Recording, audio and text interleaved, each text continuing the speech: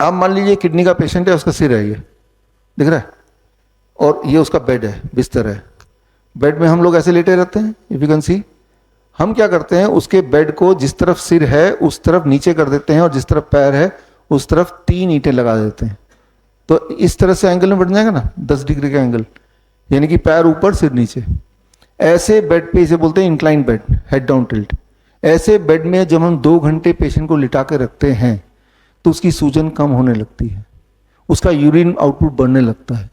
जब ये दोनों चीज होती है तो बीपी नीचे आने लगता है।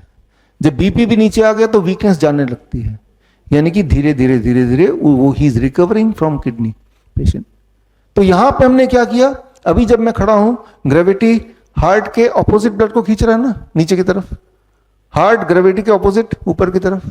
अब ये जो आदमी लेटा हुआ है और पैर ऊपर है, तो ग्रेविटी ब्लड को पैर से हार्ट की तरफ ले जा रहा है। आप समझ रहे हैं, यहां पे gravity is taking the blood away from the heart, but इस कॉन्टेक्स्ट में gravity is taking the blood towards the heart.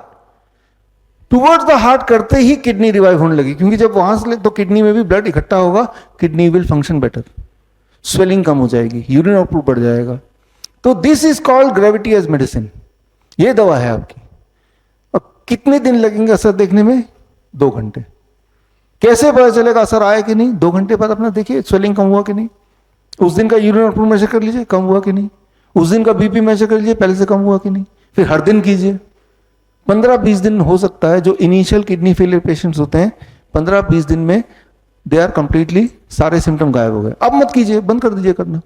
बड़ी से बड़ी बीमारी का आसान से आसान इलाज घर बैठे ही हो सकता है। अधिक जानकारी के लिए कांटेक्ट करें nearest doctor BRC clinic @home।